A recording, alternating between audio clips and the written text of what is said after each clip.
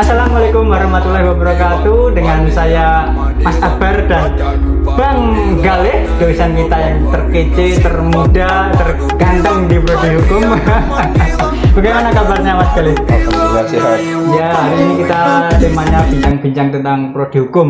Ya.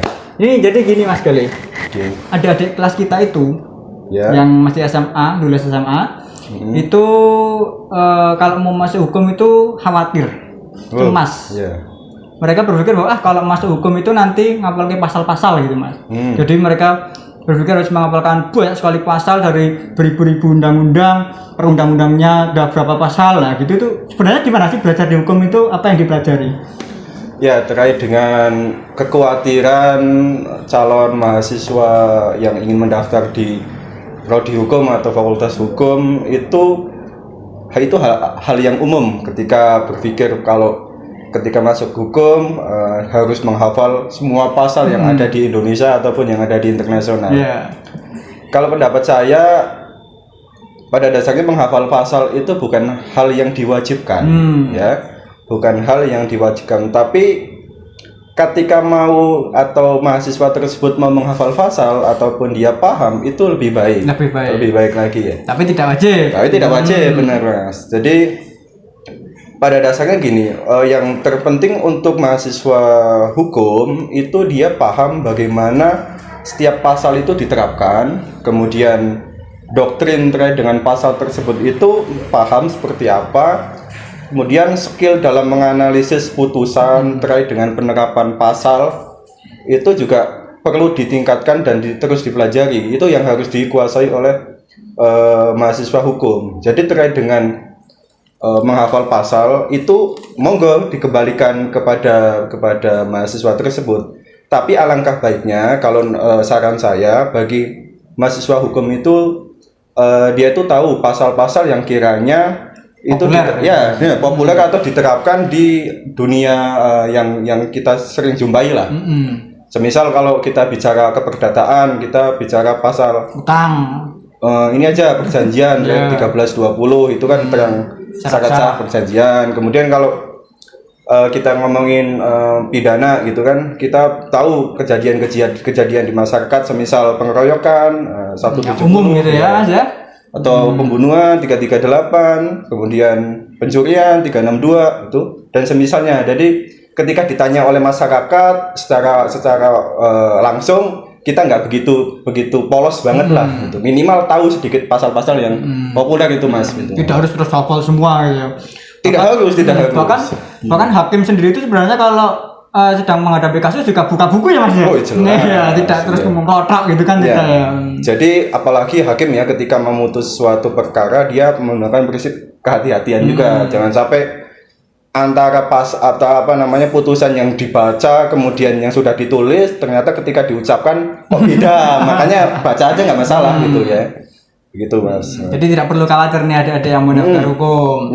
Tidak melulu wajib harus hafal pasal-pasal jumlahnya begitu banyak gitu Mas ya. Kemudian juga ini Mas, hampir di setiap universitas itu kan ada fakultas hukumnya. Dan kuotanya itu juga banyak.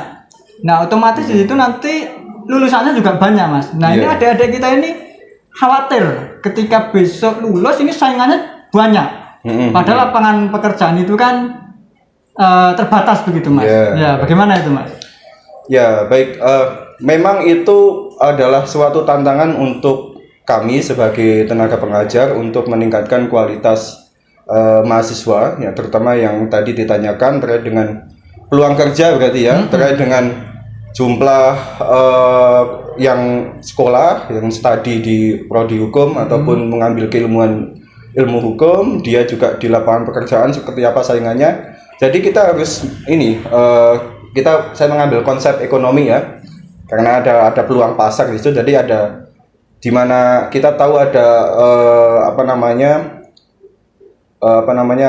teori kebutuhan ya, dimana kalau kebutuhannya tinggi, otomatis supply-nya itu langka ataupun harganya nanti tinggi. Jadi kalau saya melihat ketika kita melihat peluang mahasiswa hukum itu masih balance atau seimbang, dimana jumlah sekolah ataupun yang universitas yang menawarkan pendidikan hukum itu banyak, tapi juga ini perlu diingat Mas, peluang kerja yang membutuhkan lulusan hukum juga banyak.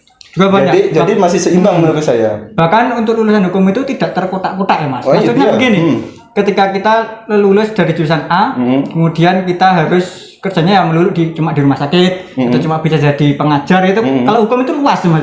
Pengajar bisa, praktisi hukum bisa, di perusahaan bisa, di Pemda PNS juga bisa gitu ya Mas. Ya betul yang dikatakan berbagai macam jenis pekerjaan yang bisa dimasuki oleh lulusan hukum. Segi apa? Tinggal nantinya kita kembali kepada diri kita untuk meningkatkan kualitas diri kita.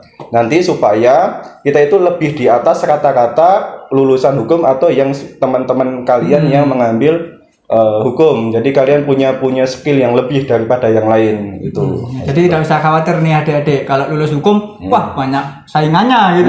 Santai aja. Lulusan hukum itu dibutuhkan di segala bidang, baik swasta maupun negeri. Semua membutuhkan. Nah, kemudian nih teman-teman juga tanya nih, wah kalau gitu kuliah di hukum itu mahal nggak sih Mas? Terutama di UM Purworejo nih. Oke, untuk kuliah di hukum secara umum itu relatif ya. Ada yang memang kampus mahal, ada yang terjangkau. Namun tadi untuk di Universitas Muhammadiyah Purworejo memang terbilang terjangkau untuk semua kalangan. Jadi masih calon-calon adik-adik yang ingin bergabung dengan kami, tentu juga banyak penawaran dari prodi kami atau pihak universitas terkait dengan beasiswa dan ada juga ada cicilannya Mas ya. Ada. Dicicil setahun 3 kali gitu. Jadi itu memudahkan untuk bagi orang yang memang perlu seperti itu, jadi tidak memberatkan. Dan dicicil 3 kali. Dan satu lagi, jadi masalah kualitas kami tidak mengurangi sedikit pun. Kami juga dari pendidik juga sudah expert di bidang masing-masing dan tenang saja, kami juga berusaha sebaik mungkin untuk mendidik kalian menjadi lulusan prodi hukum dan mahasiswa hukum yang baik dan pintar terutama ya. Gitu. Jadi sangat terjangkau, banyak beasiswa dan bisa dicicil 3 kali dalam setahun. Luar biasa. Jadi mari bergabung bersama kami di program studi hukum Universitas Muhammadiyah Purworejo. Kualitasnya sudah tidak diragukan lagi, biayanya terjangkau. Baik, begitu dulu bincang-bincang kita hari ini. Jangan lupa teman-teman untuk selalu menaati protokol kesehatan dengan selalu memakai masker. Selamat siang, wassalamualaikum warahmatullahi wabarakatuh. Makasih Mas Galih.